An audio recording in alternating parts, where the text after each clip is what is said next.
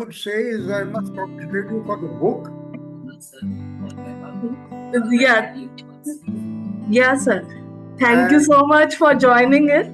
And means it is my privilege talking to someone who has been leader in entire education ecosystem, who has worked with government colleges, private universities, with students, with the thought leaders, and who has always been mentoring the students. So, Professor Dr. Kak, it is my privilege being your student, being getting a gold medal and a special achievement award from your hand way back in 2007. It is my privilege to speak to you. It is just like a blessing for me speaking to someone who has been a thought leader, the leader who has been bringing the change in entire ecosystem of the education.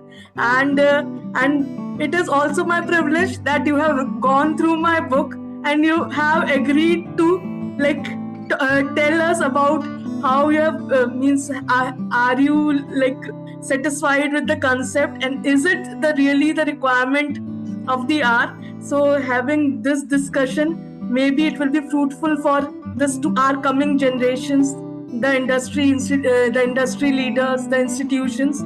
So with due request and permission from you, I have taken the permission to record this conversation, which we will be producing as well on the social media platform from the benefit of the generations. Thank you so much, so sir, for joining us. it is my pleasure. 19 long years, 19 long years, and lots of things have changed. Lots of skills have changed. Lots of challenges have changed.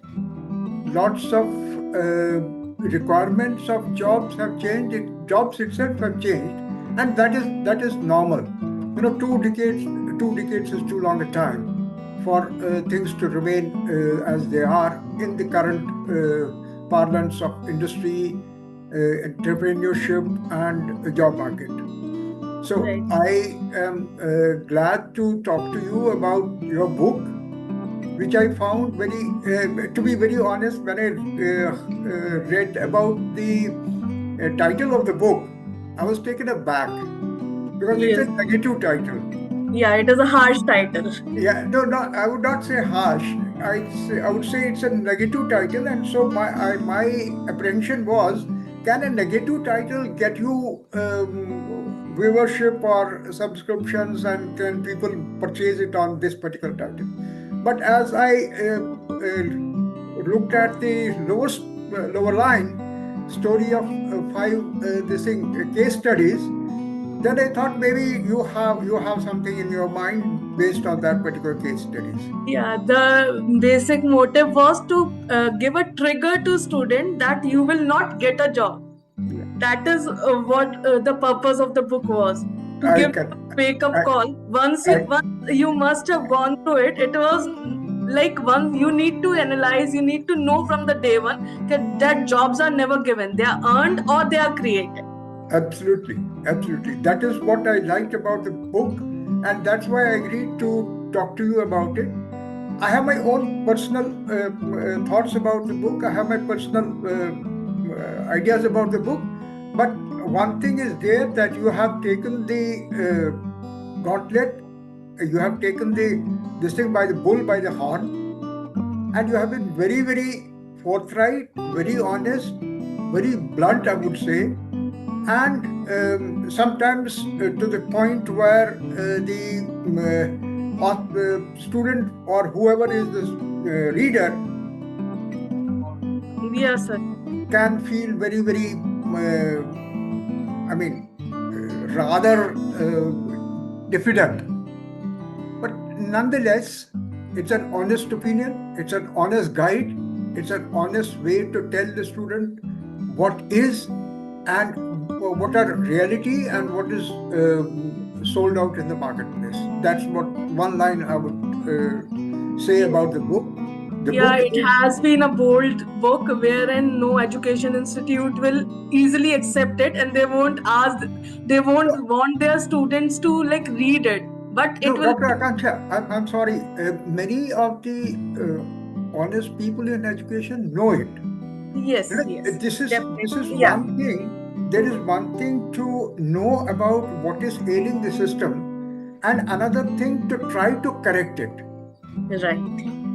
Very honestly telling you, I did try to correct so many things at so many places wherever I was working, and Ji sir. wherever I could motivate people, wherever I could motivate this thing. So, my journey in the education field, my journey in the ability to apply administration, apply organizational structures, and apply how people and institutions should change in order to fit to the future which the student is going to have is what I could sense in the book. Right. And that was something very, very positive. And that's why even if the title is negative, the book's contents are positive. And the Thank you so style much, sir. and the And style yes, is of a dialogue. Style is not boring text. Style is a continuous evolution of concepts, why jobs are not given, why you are not entitled to a job, why you have to earn a job, why you have to prove that you are worth employing, and why it is necessary that you come to the job market with certain skill sets that define you, that make you employable, and that make you productive. My basic point is that are you productive in the structure that is going to appoint you? Because you are going to get a salary, and that salary doesn't come gratis. You yes, have to earn that salary, and the organization that's paying you that salary has to earn much more than that in order to maintain your salary and maintain its own particular structure. So, yes, from the point of view, I would like to divide my summary on four fronts. Number one, how it empowers the student. I would say that it empowers the student. Number two, how it opens his spectrum in terms of what he should do and what he should not do, what he should expect and what he should not expect, what he can achieve and what are the dreams, and how he can channelize if he is dreaming.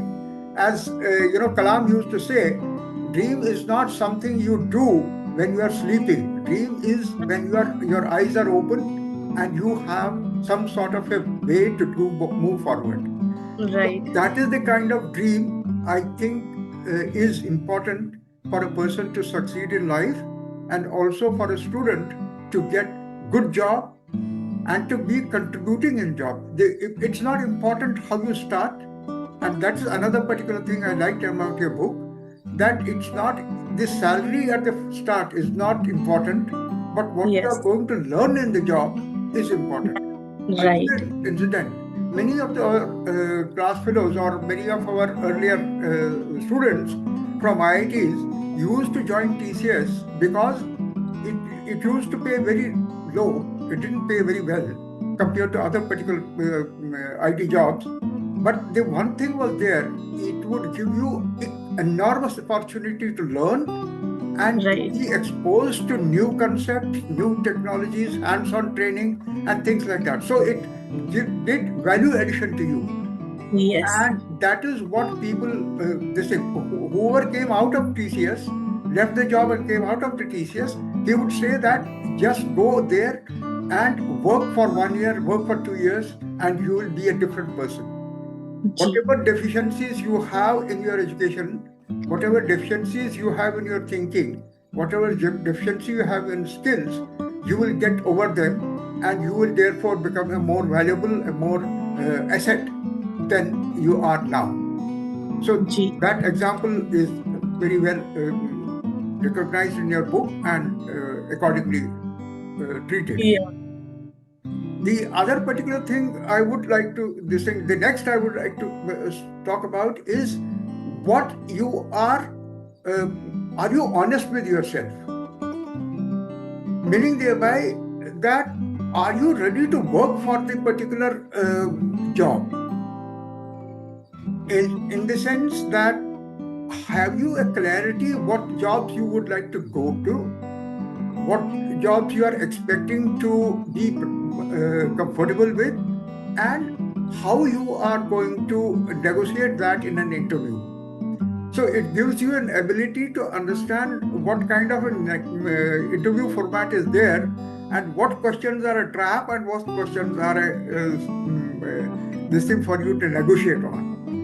So that's another particular this thing. And the last one is the AI thing, which you have talked about, and I think that is what actually motivated me to accept that we'll talk about it. Because Yes, sir. AI is something that is going to be a very strong challenge, not only for this time, but for the decade to come.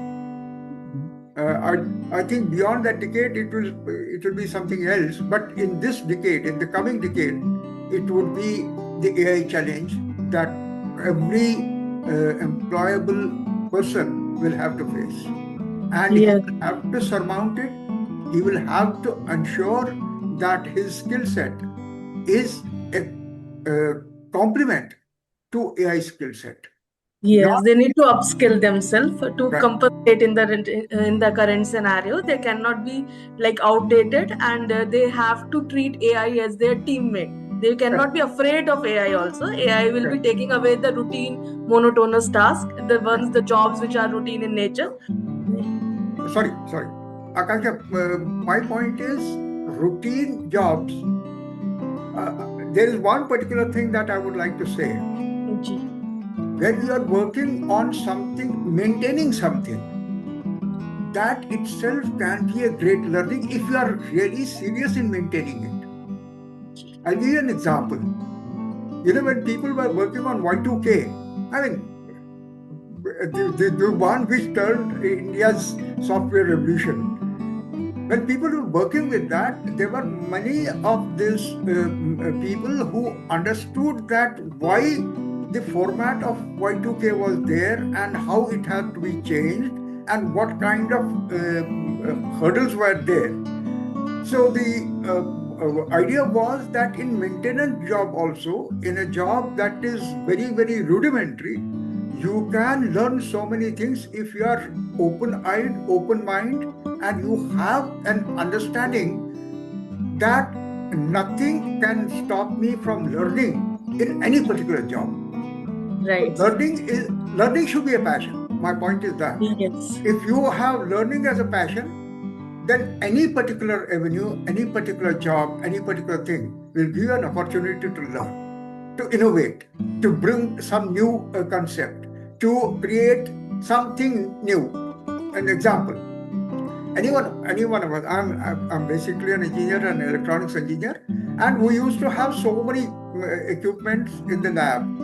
Every time we had a new equipment, it was this thing for us to train ourselves how to operate it, how to maintain it, how to use it, and how to get the best out of it. So that time was never a waste, because it will tell you how they have thought about an equipment which is doing a certain particular job. And so you would understand what kind of these things, parameters are important for that kind of a service or that kind of a job. So similarly, if you have a desire to learn, then you can always make use of any particular exposure. right, sir. हमारे Absolutely right. हमारे यहाँ एक कहावत थी. हमारे एक बहुत बुजुर्ग टीचर थे. वो कहते थे, if you are talented enough, if you are inquisitive enough, you can get a PhD even in sweeping. Right. Even in sweeping, you can get a PhD. Example, he used to quote, example is that people used to have brooms which had no handle. And that used to cost them bend and breaking backs and this and that. So they put a handle. But now with the handle, what happens is that you have to keep on standing, and that helps you this thing. So can you start talking in terms of what things can happen while you are doing a job which is monotonous, which is totally mechanical, doesn't need any particular intellectual this thing. So in that exercise, are you thinking how to change it? Are you thinking how to improve the life for others? So my thing is, passion comes out of if you can add value, not only Right. for yourself, but for the humanity in general. Yes, society at large, right? Yes, that's, that is what I would love to say. Yes, sir. So we can say that we are entering into an era where learning will be mattering more than the degrees. Oh yes, always.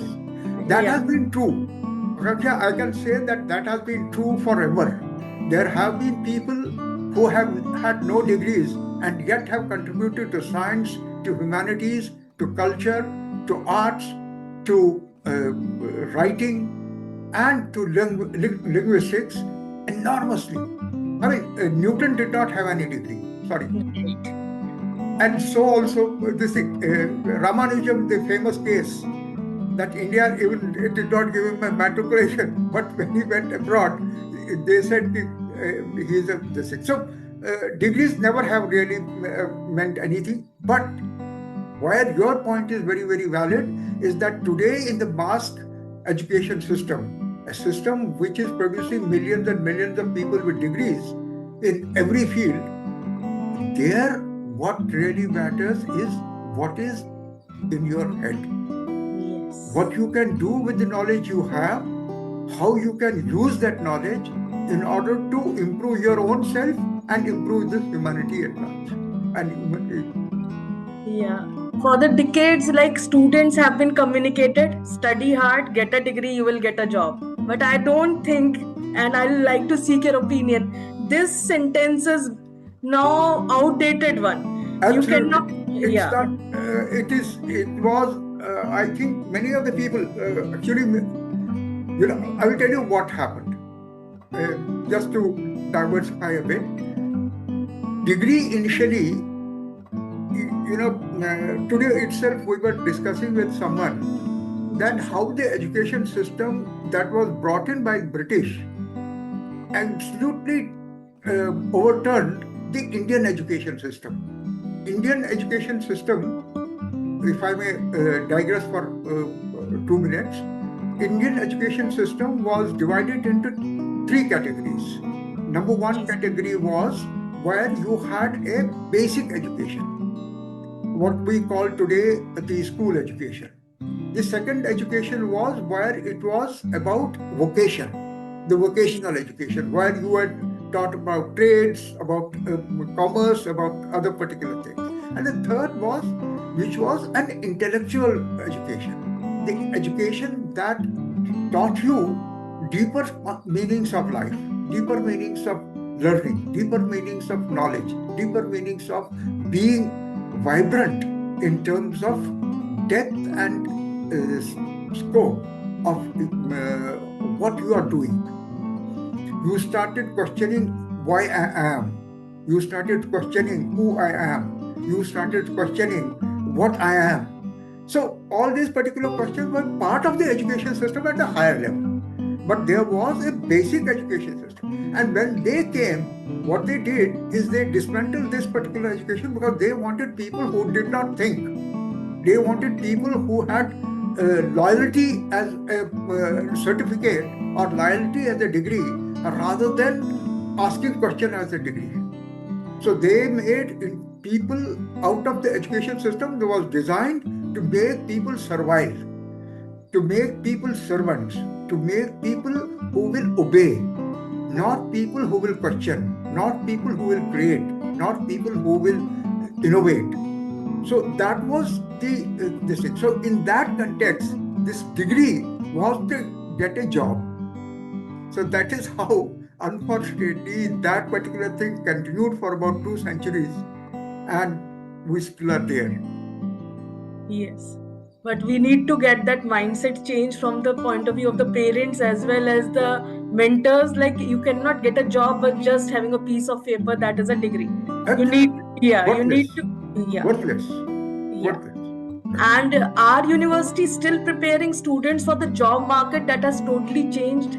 the point of view from the other side. We have been talking from the point of view of the students. If I take you to the another side from the point of view of the universities, are they preparing students? Are their curriculum updated? They are still teaching 90s curriculum to the students in the age of in this era. So Yeah, how they can cope with it? You have been like the leader in this industry. Your inputs, your suggestions will be highly valuable. You have been framing the education policies. So if it comes from you, that will be helpful for the universities to take it on and to, sure. yeah.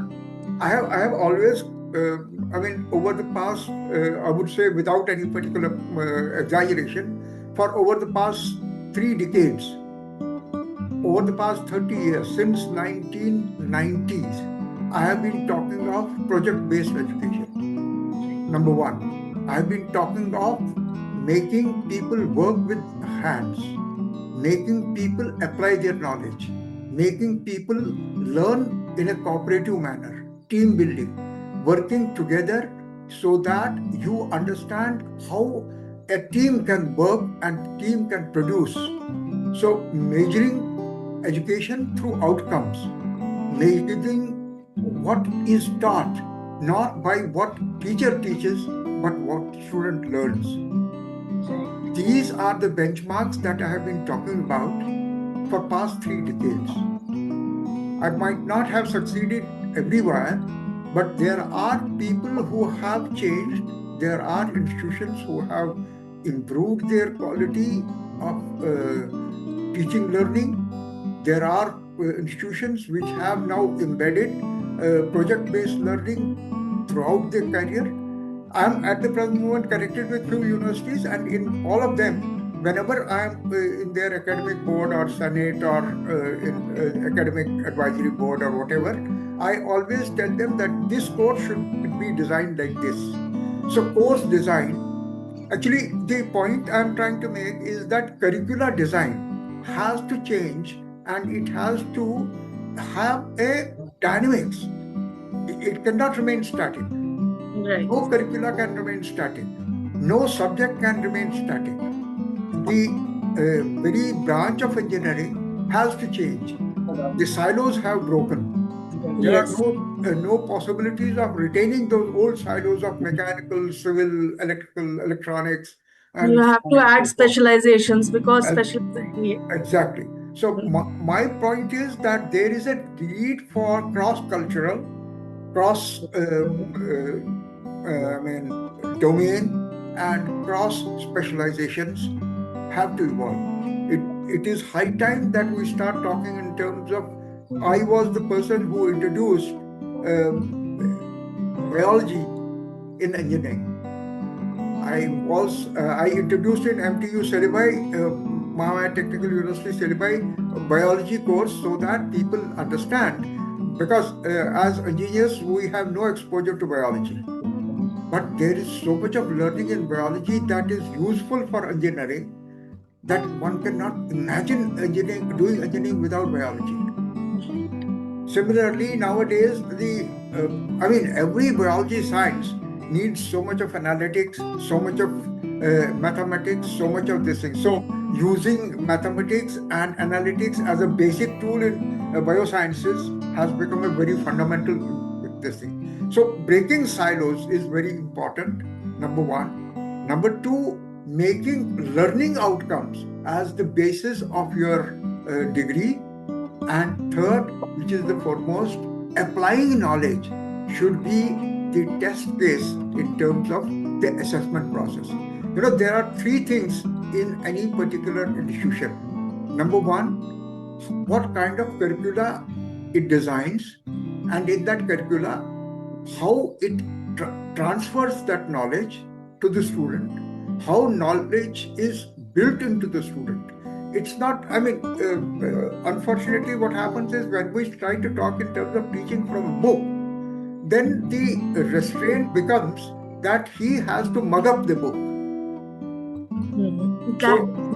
So that is the killing, killing his initiative, that is killing his knowledge. Just reading, memorizing, and producing in the paper, that is like just to get marks is Correct. is something which is not required. Absolutely. And also this credit-based learning, the micro-credentials, linking the curriculum with credits, multiple entry and exit in the Correct. that is needed. Like you told, biology.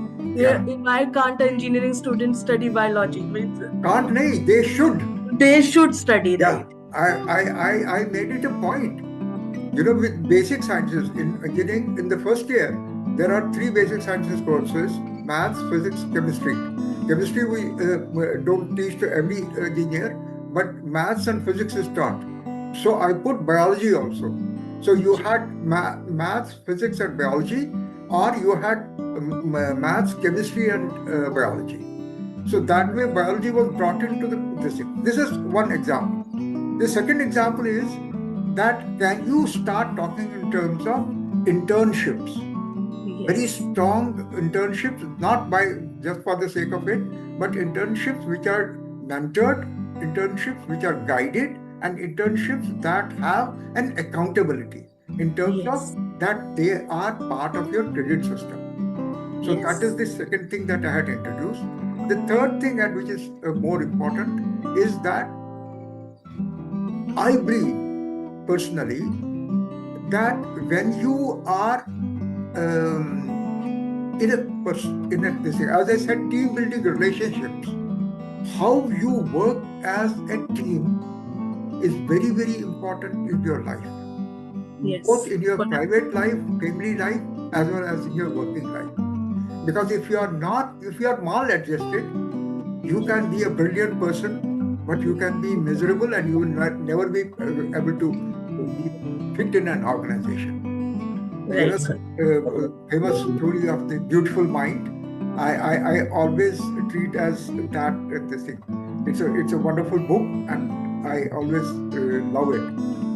So the what I'm trying to say is that are our institutions trying to build in the team building spirit, the leadership qualities, the quality to understand why sacrificing personal gain for a team is important.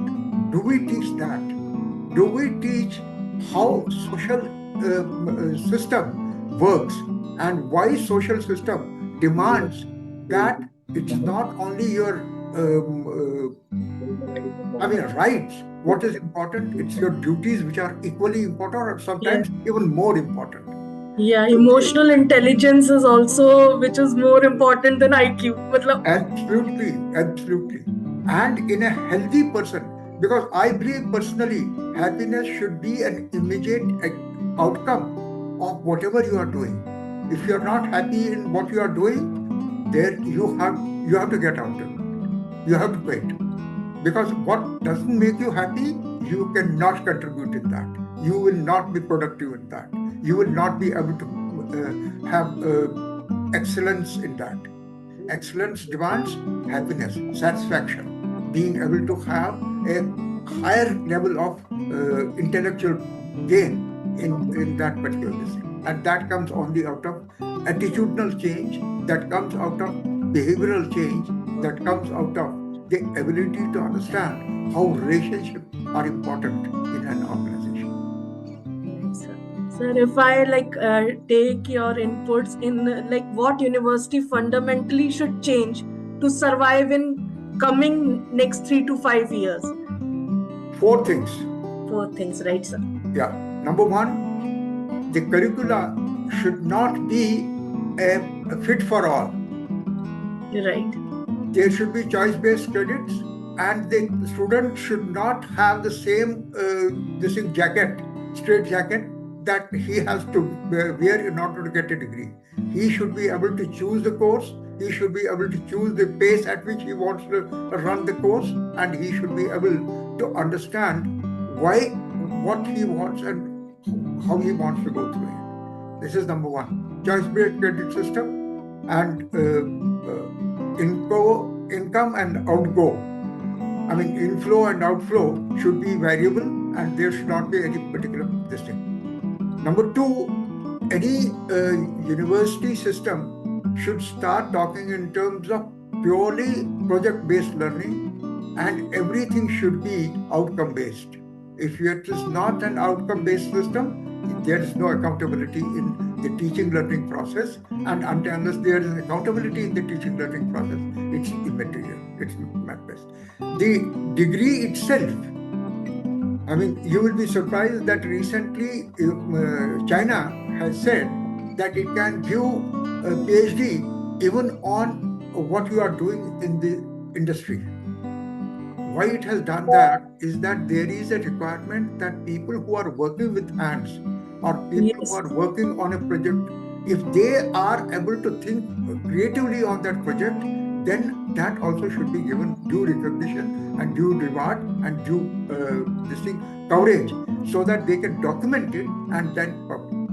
And that brings me to the third part in university education system: overhaul our assessment process, overhaul our assessment technology, overhaul our assessment methodology. There should be continuous assessment. There should be assessment which is predefined for the student. He knows how he is being assessed, what is being assessed, what is possible and what is not possible. Therefore, there must be clarity in what he is required to do and how he can excel in that. So it must be very clear, very honest and very fair. The fourth thing is that there are no free lunches. If you are charging a student as a fee for tuition fees, give him the right advice, right mentorship, right opportunities, and right skills in the area of AI. And I recommend what you have said, that AI should be, and never shy away from AI. Use AI as part of your daily curricula. Use AI as part of your health domain, and use AI for self-learning. Use AI for self-correction. Use AI for self-evaluation. Use AI for making your thinking, concepts, and creativity clear. Right, sir. Thank you so much, sir. One more point over here. Should universities take accountability for employability outcomes? If we talk, I beg to differ there, because to me, very honestly, education is not for employment. Fundamental. I do not think that we need to go for university to get employed, and vice versa. University is not an employment guaranteeing institution. No. What university has to guarantee is that you have the ability to think critically, decide between what's right and wrong, decide trade-offs, decide how you can evaluate a situation, decide how you can analyze a thing, decide how you can attack a problem, decide how your capability and your, I would like to put it this way, that when you enter the portals of a university, the first thing that the university must tell you, that learning is your responsibility, not universities. And what you learn, we will help you there. yes. But how you learn it, we will help you there. What is the learning outcome? You are responsible for that.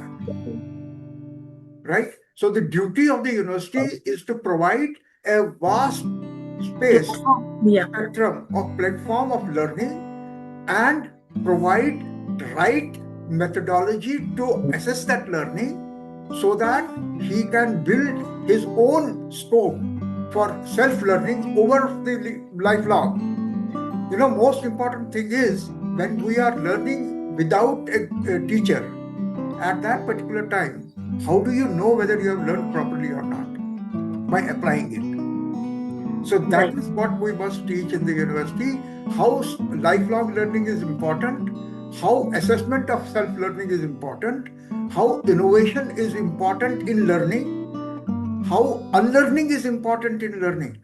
Because sometimes you get overloaded your mind by what you have, the concepts you have learned, and they have outgrown their value, they have outgrown their utility, they have outgrown their worth.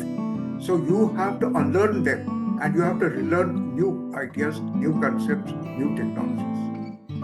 So over here, just want to cover one more point, which was there in the book also, entrepreneurship. So Yeah, yeah, those 5 friends took entrepreneurship as an escape route. Like they are yeah. not able to get a job, so they thought they can be the future entrepreneurs. So your That take on it, like, yeah. that is what leads to so many deaths in people who are this thing. So that's not that is one of the worst possible things that one can get exposed to. Entrepreneurship is real, honest, hard work.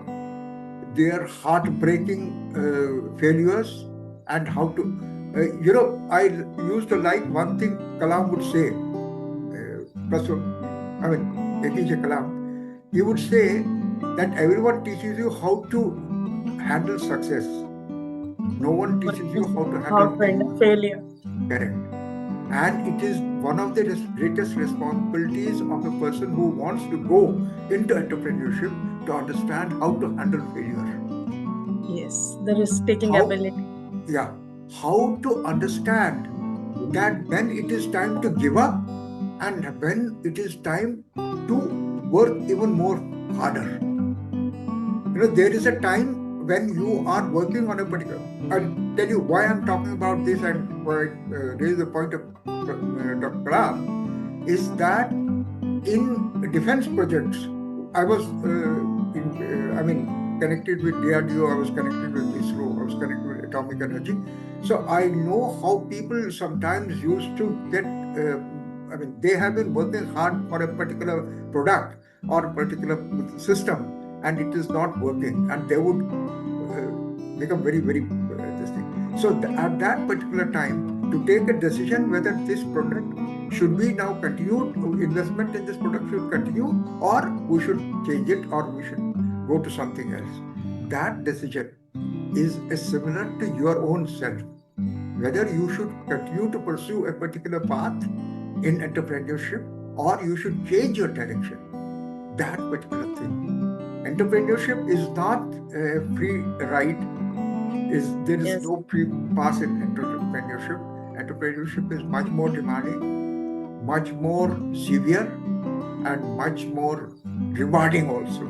Yes. Not only demanding, but it's much more rewarding also. If Because the one who once is able to take the risk, he will get the maximum possible return also. Exactly. Yeah. The beauty of it is that once you, I have always said this to my students.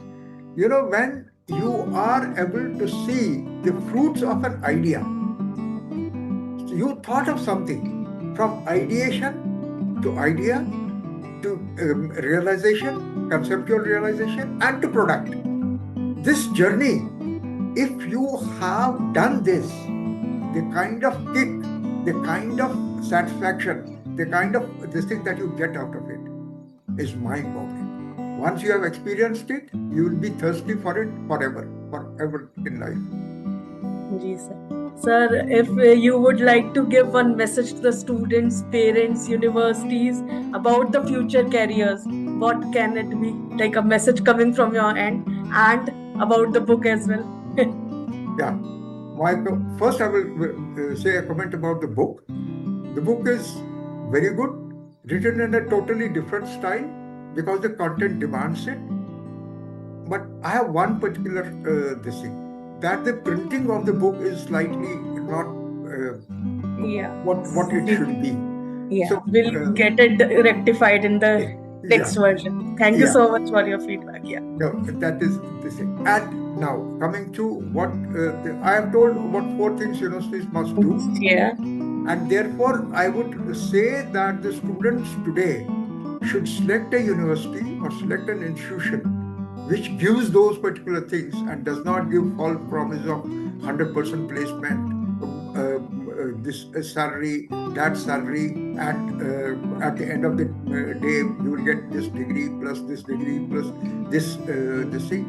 That should not be the criteria to choose a university. university. For students, they must be clear what they want to do in mind, and for that, what career to choose. For that, they must have a very, very good, sound career counselor, either in the school or in the university. At the entry point, there should be a career counselor in every university who tries and guides the students what courses to take, how to arrange for the courses, and how to channelize the credits.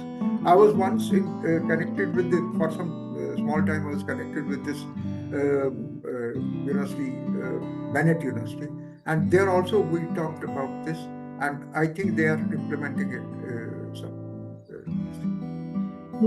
So that's my message for the students. Choose wisely, not for a brand name. Choose wisely for what how the teaching happens there. They should not go by those marketing banners and the whole scenario. But what kind of opportunities are available for learning? What kind of scope is there for you to expand yourself? And how you are judged? What are the assessment techniques? And what are this thing? Nowadays, every university has to define that. So I think they should be able to judge that. And a message for the parents as well, if that can come. Message for the parents that don't bug your children. Don't expect. Don't force your decisions on them. Exactly. Don't. And I will say one thing. I mean, I have told it also in many times that the difference between the foreign universities and Indian universities is foreign universities, they are able to tell you that look, and they are very brutal, but they tell you that look, this is not your cup of tea. You go to, if you want to get into a research career, they will tell you that research is not for you. You do this will be what will be proper. But there are certain particular people, they tell them this is not, going for marketing is not your job. You go for research, or going for tooling design is not your job. So our unfortunate thing is that as I said, we are in silos. We have to break those silos, and we have to make new pathways which are highly zigzag and yet lead you to a point which will be tomorrow's job. Example, that it is very important to have analytics, but it is very simultaneously important to know how analytics can help in choosing your career also. Is the university able to guide you using analytics for your career? Is the university using AI for administration? Is it using AI for optimizing its resources? Is it using AI for creating this thing? So when a student goes into this thing, you should ask these questions, and ask the same questions when it is going for interview in a company. Thank you so much, sir. The future may not guarantee jobs, as the book says you will not get a job, but it will definitely reward the ones who are adaptable, who are skilled, and who are definitely willing to create value. Yeah. Sir, and thank you for your blessings. Here at EFOS, we are also trying to build a platform where we are trying to connect the youth to the right pathways. We are trying to get the pathways transformed as per the need of our students, as per the need of our tier 2, tier 3 candidates. And we are also asking the corporate houses to think from their point of view. We are asking to focus them on outcome-based education, and we are able to profile more than 2 lakh candidates. We have helped around 50,000 candidates to seek job opportunities, and we have also helped candidates connect with the educational institutions which focus on